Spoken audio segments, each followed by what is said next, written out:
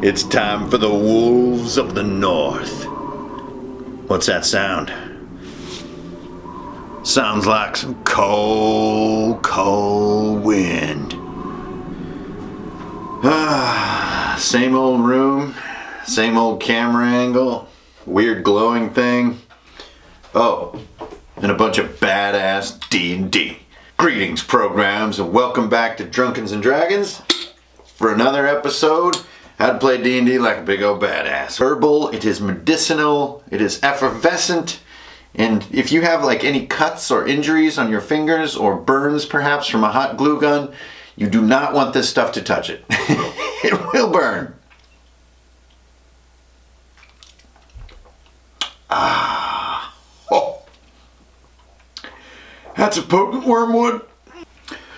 Alright guys, get ready for part 4 of Campaign Encounters. Last time we met Garrett Frack and his penchant for summoning Sahagwin demons and lighting buildings on fire. Our heroes barely escape the doom of Westburg, which saw an entire town swallowed up in some kind of crack or chasm or horrible earth thing, which followed the flood that drove them down into the Cavern of the Lizardmen. You know how a good D&D campaign gets. It gets to the point where it's impossible to tell the story. The story is so huge and so awesome, and we're only 3 nights in. It's like someone says, oh, hey, what happened in your D&D campaign? I turned into a goat man, then we went to a temple so we could turn me back into a human, but turns out we were all goat men, and so we went into the plane of air, and flew around on some floating trees, and then after that, well, I forgot to mention this other guy had a fake leg, and so we got the leg, and then we replaced it with a Warforged leg, which we only... Holy wormwood, Batman. Remember, after watching Westburg be swallowed up in that huge chasm, Zeimer and Helm, Stylls the goblin rogue, and their unconscious fox friend Foxy were faced with a tough choice. Should they travel south to the Frogwood, to the swamps, to confront Garrett Frack, the necromancer, and his army of cloned, homicidal, undead weirdos? Or should they turn northward toward the snowy, rocky forests and foothills to seek out the aid of the Numidian barbarians? Part of doing campaign encounters is also talking about what you're doing with each session. So for the first 3 sessions, we mainly focused on individual character experiences. Helm had a big moment realizing he's part of a larger story, somehow linked to the past. Stills had a moment where he basically lost his whole family right in front of the camera. Now, a lot of characters have the my family got killed by or my village was destroyed by story. But the great thing about Stylls and Westburg and these 3 characters in general is that backstory has been part of the game. So if you notice some backstory sort of tropes like my village was destroyed by Blurp, go ahead and make it part of your campaign rather than just writing it off. Frankly, it's one of the coolest things in that character's backstory, so why not play it out? Okay, so that's what we did for the first 3 sessions. On the 4th session, my goal was to bind the group together, to make their friendships cemented. You know, this is an unlikely group of people here. They wouldn't normally be together at all. And so you need some trials and tribulations and social situations where they can learn to be a group, to speak together, to make decisions together, and to hopefully save each other's lives and do each other unexpected service, like, you know, loyalty, self-sacrifice, and concern, and good things like this. These are the foundations of what's going to be a beautiful friendship, if they don't all die in the 4th night.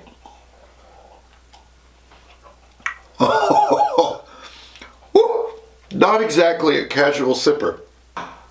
Yeah! Yeah! Cha, cha, cha.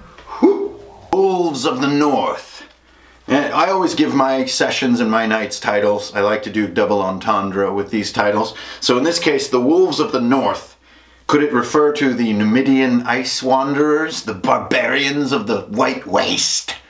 Or are the Wolves of the North actual freaking wolves? Campaign, the night of adventure, is going to unfold in such a fashion as to constantly ask that question. So here's our first board. This is the heroes are traveling up toward the north. Now they don't know exactly where the Numidian barbarians dwell, but there is a road going northward through the mountains, so they decide to take that.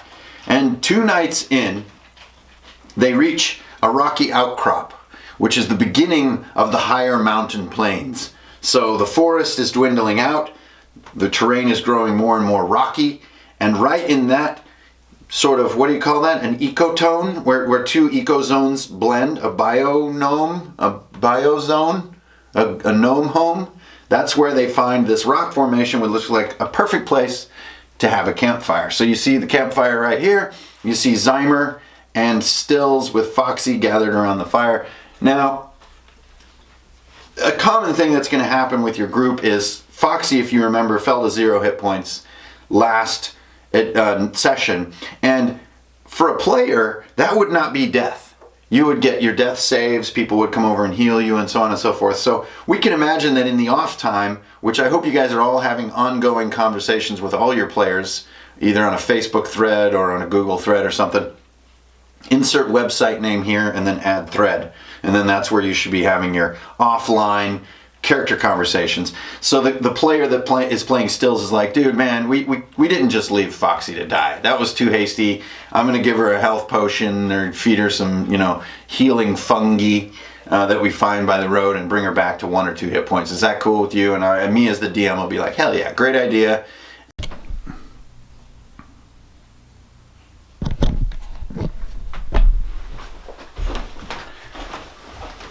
So I would say, hell yeah, that's a great idea. Stylls, why don't you give 1 of your hit points to Foxy and we'll bring her back to 2 total. So it's like you stayed up a long night denying your own rest and your own food and nursed her back to health. So Foxy is back in the group, just, a little beat up. Lord in heaven, why do I keep drinking it? Because it's so tasty. Okay, so you also see that Helm is out here being a true fighter, standing on this rocky outcrop here, looking around. So he's like, I'll take first watch. If there's one thing I'm good at, it's taking first watch. So he does so. So they're resting by the fire. And boy, there is not a more classic moment in D&D, but this one right here. A couple of big wolves, a normal-sized wolf, a couple of nasty black wolves, and then this sort of dire bear thing, which just looks like a big wolf to me. So I have my collection of giant evil wolves. I have my pack. Excuse me, it's the wormwood. This stuff's crazy. You don't just, this is crazy. Okay, you're on your second watch of the night and spawn 1d6 wolves. Whoop, here they come. Roll perception check. Okay, here they come. I'm gonna call for help. Oh, wolf fight, and you kill 6 wolves and it's over. We're not gonna do it that way here because we're gonna go the badass way. We're going to go the spawner way. So, first thing we got to do is set the tone and get the group ready. Runs a Nemedian Northman, carrying his backpack and a spear and a bow with 2 quivers of arrows. He's clearly been on the road for a while. He's all beat up. He comes running up to Helm. Helm easily sees him. He's not trying to hide himself. Steps forward. Who are you? I am called Ord. Give me shelter by your fire. It's the Northman code. So he helps him up. Comes over. Basically tells a simple story. We've been pursued by wolves. Terrible wolves. Wolves marked with the mark of the Black Castle. There must be a terrible new alliance. We've got to go. You won't survive staying here. And Helm says, wait a minute. What are you talking about? Right at this moment, as the role-playing's unfolding, you as the DM roll your good old D4 suspense dice. Suspense dice just lets the players know, like, okay, we're not just going to dilly-dally around until you feel comfortable. It is coming. It's coming, and it's coming now. So if you roll a 1, you should get frightened gasps from your players. If you roll a 4, they should be like, oh, nice. Okay, we've got 4 rounds until whatever. 4 rounds is a lot of time to do whatever it is you're going to do. So for the sake of argument, we roll a 2 on the suspense dice. Then, bang, roll initiative. The group gets moving. Zeimer wakes up, Stylls wakes up, Foxy wakes up. Helm appraises them of the situation. This Northman, he claims his name is Ord. He says wolves are coming, we must prepare. And Zeimer's like, well, at least we have high ground. Foxy, being curious, hops right down these rocks and starts sniffing the air down here. Stylls, on his turn, runs over and goes, no, Foxy, come back up here, come back up here. He actually gets out on the precipice to go after her. Ord comes out on the edge, draws his bow. Then we have another go around of, let's say Helm comes into position and we have a couple people hold action is usually something that's going to happen. And boom, our pack starts appearing. Now our pack is going to be smart. They are not just going to run out in the open and get peppered with arrows. So right here, the pack appears and we've got 3 wolves on the board. But if you look, we've got these bush rock combinations, and the wolves are going to use these to delay their exposure to their prey until the last second. So the group, being smart, does not compromise their position. Foxy stays out here, keeps sniffing the air. Wolves turn again. They run up this channel here. And then one of the alphas appears. This one comes up right to the edge. One of the alphas appears and steps right out into the open.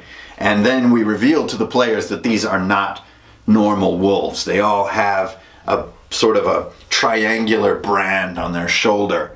And Ord clearly recognizes this symbol. He's stricken with terror when he sees one of these things. And boop, we got our first great battle encounter. Why is it so cool? Because right over here where my wormwood is, there is an infinite wolf spawner. Take those normal wolf or giant wolf, take it right out of the book, and just throw them at them. It's not that hard. These guys leveled up a session or so ago, so they're level 2, so they can totally handle it. So they start taking out a wolf. This one runs around. Foxy does it 1 damage. Stills jumps down, kills that wolf. These guys step up into positions. Oh, perhaps we can hold high ground after all, and then spawn another 2 wolves. Have them come up. These ones come up. Maybe one of these is killed by a bow shot. One of these comes up, starts to engage Stylls like mano y mano. Just keep letting it unfold. It's your turn again. Spawn another alpha. You keep it coming. You want it to dawn on the players. This is like a major situation. This isn't like let's kill 1d6 wolves. This is not going to end. Now, you've seen in some of my other videos I've had spawners that are destroyable, but in this case, they're just coming out of the woods, man.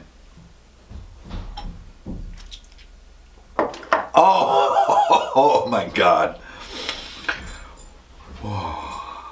That won't put hair on your chest, that'll put hair on your soul. What you want to dawn on these players is that they can only dish so much damage out, and these things are gonna keep coming. And then if they don't figure it out and it looks like this might like go terribly south, I would have Ord yell out, you know, they've already killed my patrol partner. For God's sake, follow me to the longhouse of Grey Elk. And they're like, who's Grey Elk? There's no time for that now. The wolves are coming, follow me. So Ord leaves the scene this way. Now he knows his way through these woods and he just goes for it, assuming the players are smart enough to follow. So spawn another wolf. Now this is when they realize, okay, Mom's not leading us around the mall anymore. We got to get out of here. Like, Ord's not going to save us. He's just an NPC. A lot of DMs will make the mistake of having the NPC do all the cool wolf fighting. No way, man. Make the players more brave than the NPCs. So the NPC just bolts. They're like, well, holy crap, there's a lot of wolves. Stills, get up here. Dex check. Fails the dex check. Falls down. Takes a bunch of damage from this wolf. Foxy engages the wolf. Zeimer's already making a move toward the imagined exit. Helm just can't leave Stills and Foxy to die. Confronted with this situation, jumps down like a true fighter, takes these 2 wolves out with a back-to-back 20 rolls. I don't know, something awesome happens. He's like, come on, you guys, you're crazy. There's another wolf here. Stills takes the opportunity attacks to run through here. So does Helm. This guy eventually gets killed. Foxy is well clear because his giant move score. Another dire spawns. Another normal spawns. These move up. Now, to get it to click right at the end here, I'm sure you can see, but there's a tight little opening in the rocks with a rock spire near it. Now, you want to show the players that there is no way they're going to keep just beating these things down. So this one comes, gets killed. They back up a little bit. They're holding this ground. These come. These spawn. You want them to just get this feeling like, you know, aliens, or there's just hordes of these things. And they're going to back up, and then he's going to back up. He's going to use some spells. Maybe already they've healed a few times. Things are getting a little dire. They start moving back here, and you don't just let them end the room. You don't say, well, okay, you reach this end of the board, so you know, you're pretty much good to go. When a player comes over to this edge and looks, it's like, wow, the ground is open over here. If we don't stop them here, they're just going to run us down. They're going to run us down like dogs, except they're going to run us down like wolves, not like dogs, because they're not dogs, they're wolves. You've just given your players a super simple little puzzle to solve. So some of the wolves start coming through.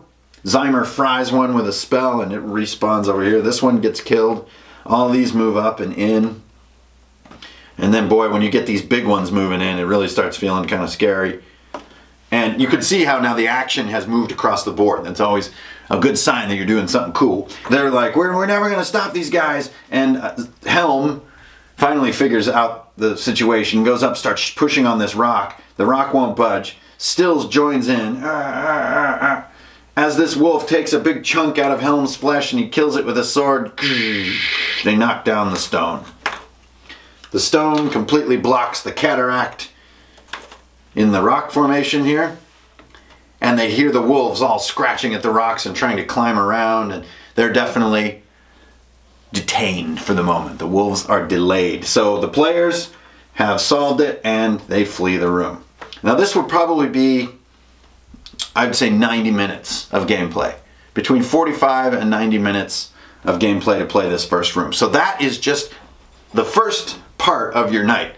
This is a road encounter with lots of line of sight, a big only way to stop it solution at the end, and plenty of combat to make everybody feel badass. It's also plenty of combat for someone to be smart and try to avoid a lot of the fighting and killing if that's what your party is into. There could also be a lot of scare tactics involved to scare the wolves away. Maybe use the fire to light the tree on fire. The tree is burning and wolves are terrified of fire, so they all start skulking into the woods. I don't know. Maybe they get the fire and they light these bushes on fire to scare the wolves and it makes them more angry and they come around the side. Who knows? Maybe the players just huddle up here by the fire and the wolves are just kind of down here just trying to jump up and get at them, and they're fighting with advantage because they're on high ground and the wolves keep coming. Who knows?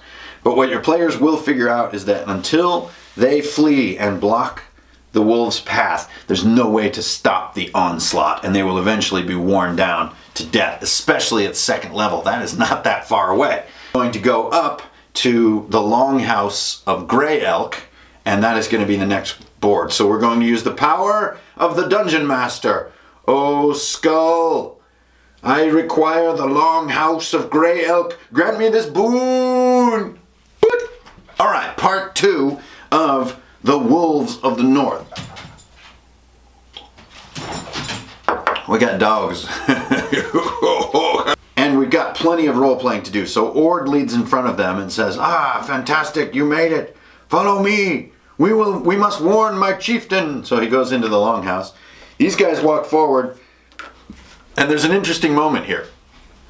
Here are 2 guards, an archer and a dwarf axeman, both on top of the wall, standing guard with a big chain to pull the gate into position.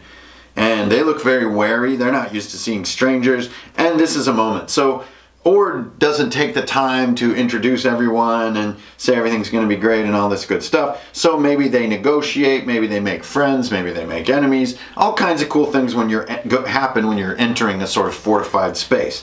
Maybe one of them says no one goes before Grey Elk without an escort. So he walks them in here, and the players enter. They go into the longhouse with the fire, and basically we get into the main sort of conversation of the night. My name is Zeimer. I speak for this group of adventurers because I'm older. And Grey Elk is not having it. So this is a great thing about Pathfinder minis, is like all these are perfectly descriptive of the characters that I want in this scene. By the code of the Northmen, I cannot turn a traveler from my fire, but you will be gone by dawn. Now speak your business.